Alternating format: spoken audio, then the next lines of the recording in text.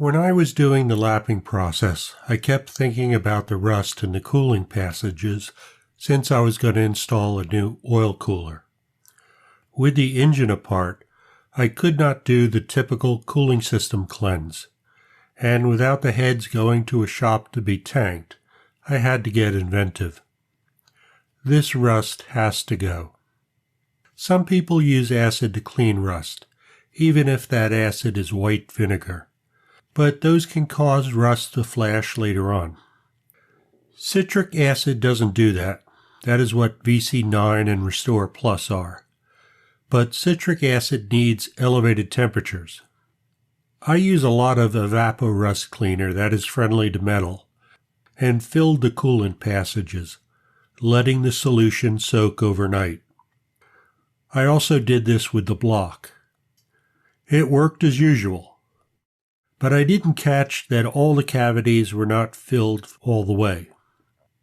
The amount of retained rust was small, and I could have left it as it was. But I like to make things more complicated for myself.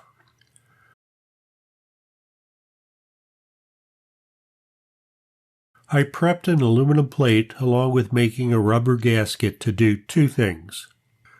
The first was the coolant pressure test for cracks spec'd out in the International Service Manual.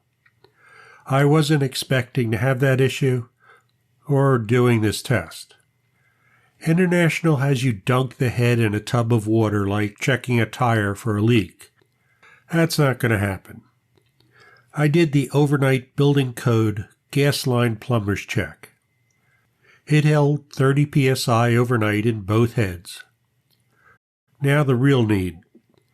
A plate would allow me to do a better job of complete filling with the Evapor-Rust, and it also helped with the cold water washout. I then used compressed air to blow it clear. While on this diversion, I went deeper down the rabbit hole, soaking the intake and exhaust ports to clean them, as I did with the intake manifold.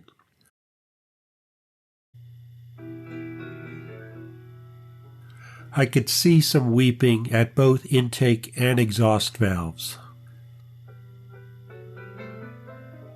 This is also a check written in the International Service Manual. Pandora's box was opened again. I set myself up for this.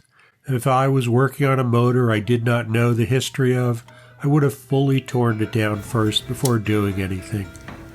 But this started as a quick flip of the heads. Now I'll pull down the valves to look at them.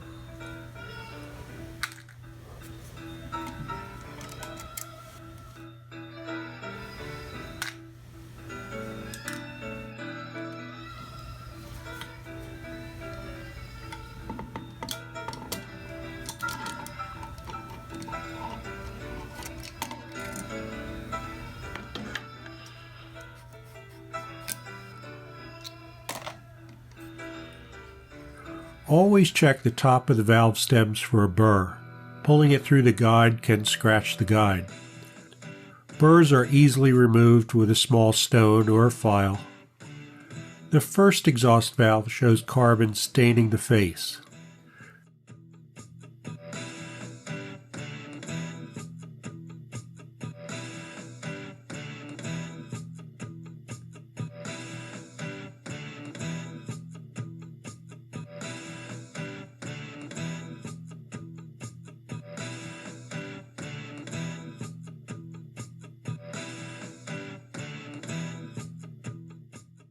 The second exhaust valve shows more carbon.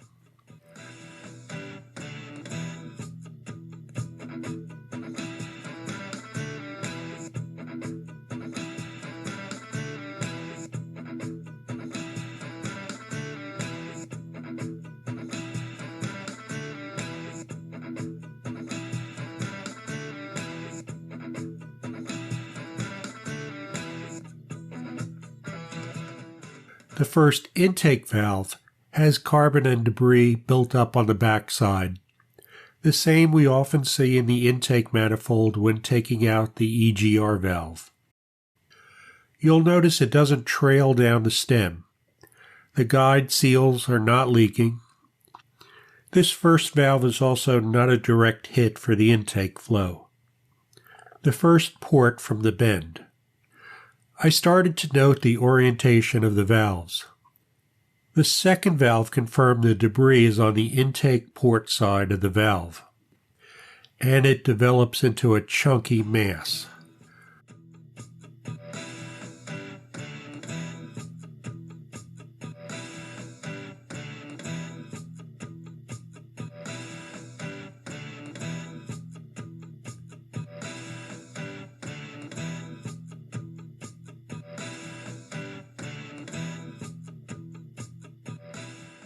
Another exhaust valve further down the head.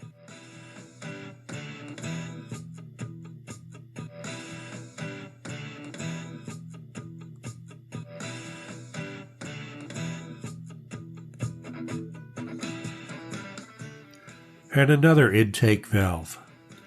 More carbon staining on the valve faces as well, which is why they don't seal very well. The crankcase oil mist is moved through the turbo and the intercooler, combining with the exhaust soot the EGR valve passes through, making a mess at the back of the valves. Similar to the quote from The Hunt for Red October, it's not the lightweight stuff either, it's the chunky industrial weight.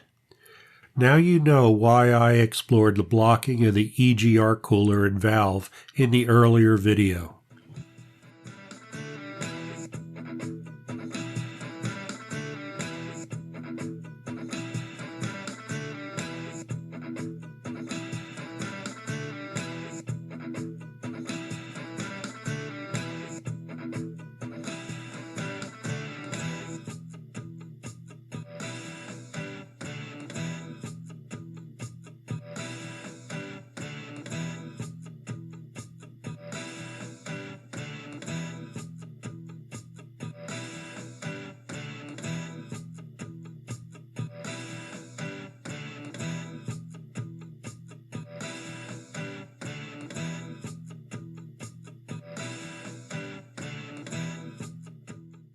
When the intake valves are cleaned with a soft brass wire wheel in the drill press, they clean up well and can be reused. The faces looked good. I'll wait on the exhaust valves.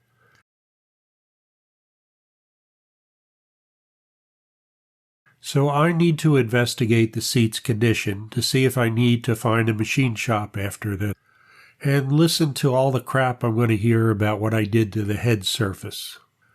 Using a rag, brass wire brush, and then 600 grit Scotch-Brite, they start to look okay.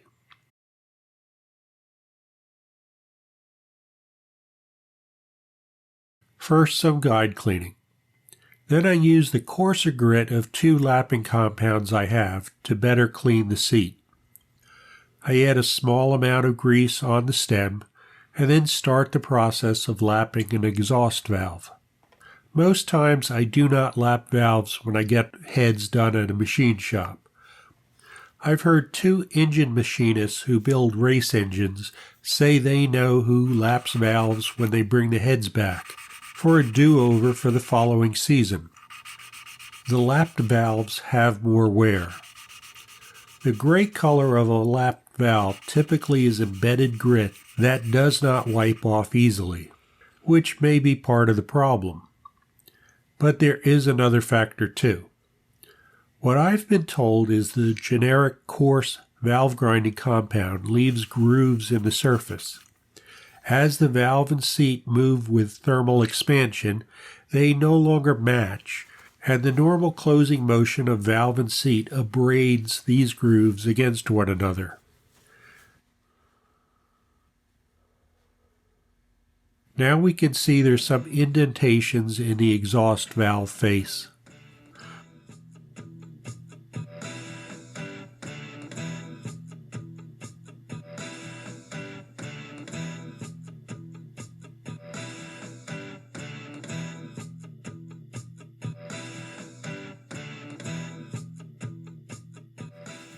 Looking at the hardened seat, it doesn't show the same indentations. So I did this with finer grit compound that I had, and then moved deeper into the rabbit hole. Again, this is about finding the condition of the valve seats, not dressing the valves. The typical valve grinding compound you'll find at the auto parts store is a grit around 120, but no one knows for sure. From the documentation, all it says is it breaks down to a finer grit in use. With the exception of diamond dust lapping compounds, they all break down to some extent.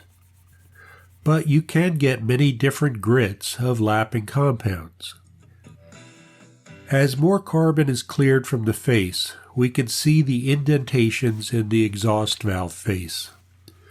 The carbon breaks off the back of the intake valves and gets caught in the valve-to-seat interference. The already soft stainless steel exhaust valve is more malleable when it's hot. I am very surprised at the amount of indentations for 75,000 miles. In this case, I'm avoiding calling them pits. The hardened seat is not significantly affected. These I will call pits. So I don't need to get the valve seats ground for this engine, as it's going in a chassis that may not last another 50,000 miles. But I'm going to order 2 exhaust valves and see if they will lap into these seats as they are. They will if the seats are not worn.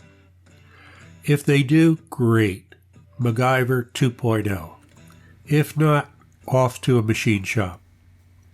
I'm going to screw around with the one valve to show an out-of-box method.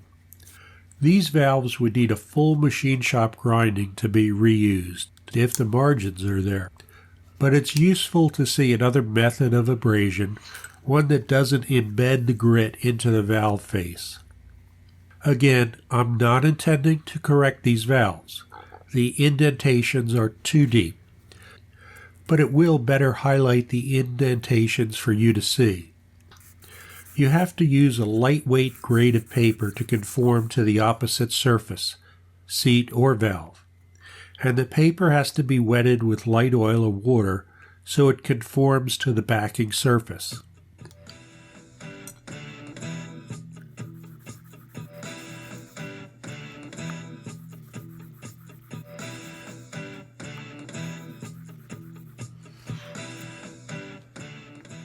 You can better see the indentations, and the face has a much smoother surface.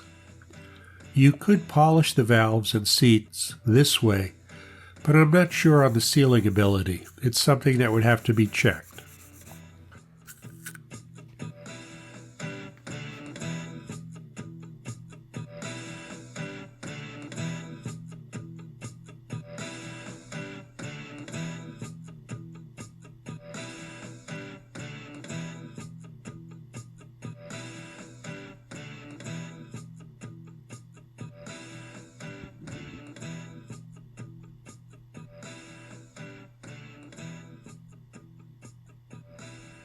The next step is to check the valve guides for wear, if I need to punt to a machine shop. I'm using a soft brass brush from McMaster to clean and make sure I'm getting an accurate reading.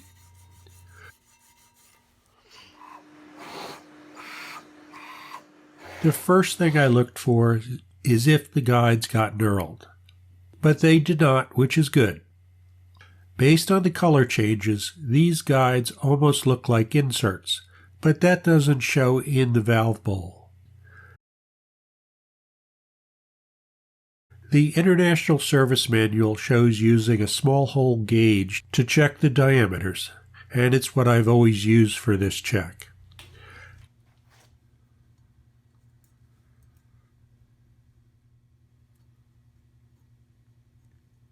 This guide is a little tight to the spec, one of 2. All the other valve guides in the head are in spec, but I'm going to leave these as is. These guides don't show excessive wear, and they damn well shouldn't at 75,000 miles with the life expectancy of this motor. So I'm good to go all MacGyver, and it's time to start the deep cleaning with all the valves out. I'm using common carb spray cleaner by the case. And there's a lot of crud in these ports, just like the intake manifold.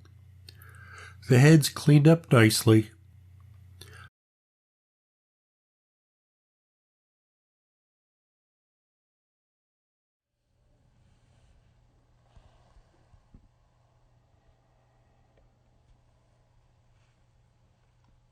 Under the seats needed a little more work.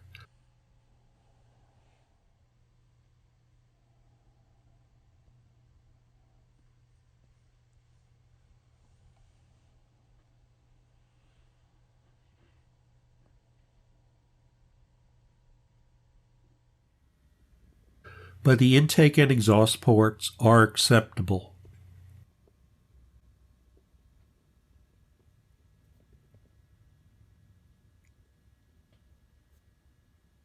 The injector cups were in good condition, as were the fuel delivery rails. The rails are much larger than the exterior fuel delivery tubes, so a good reservoir for the fuel. I did wire brush the fuel rail with a brass brush in case there was some rusting, and just blew it out afterwards.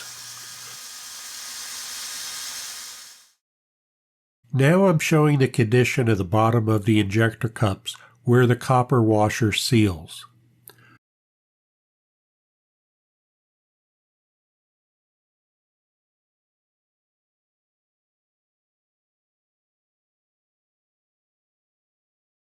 The cylinder 2 injector cup is an interesting one. I never touch this injector, but when running cold relative compression with the IDS, there was a minor drop of compression. This drop resolved when the engine was hot. I think this shows there was leakage until the copper washer expanded with heat.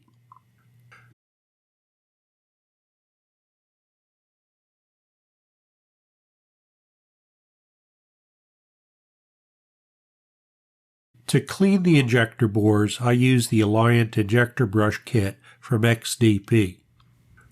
But I added a patch of Scotch-Brite 600 grit pad to the flat brush to better address the cup's bottom.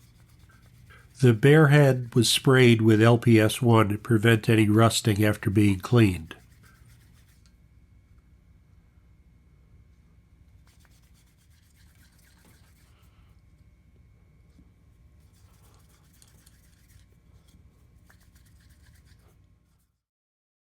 It's getting there, but more work was needed. The cleaning of the injector bore has to be done any time an injector is being replaced.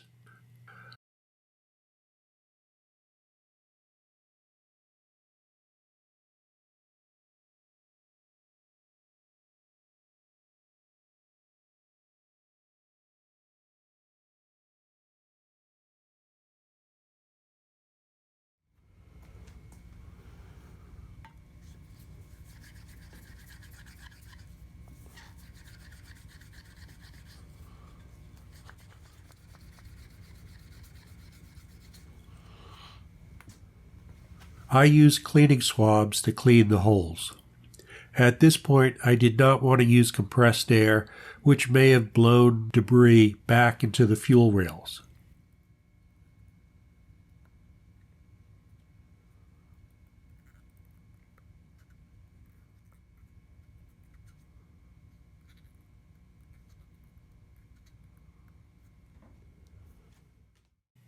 I'll show this using my $35 borescope connected to my cell phone to get a close inspection.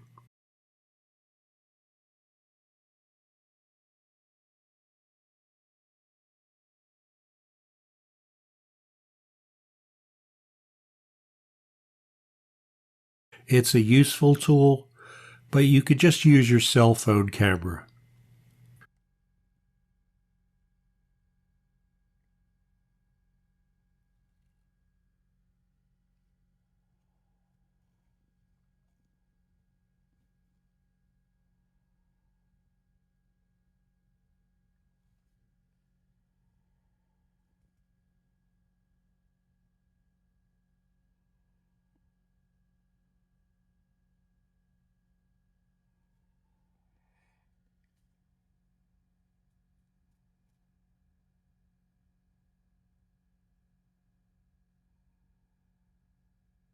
The larger diameter of the injector bores were cleaned with the larger brush out of the kit. But you could do better finding a proper brush out of the McMaster catalog. Swabs were also used to do the final cleaning of the guides. LPS-1 was sprayed into the container for the cleaning to act as a solvent.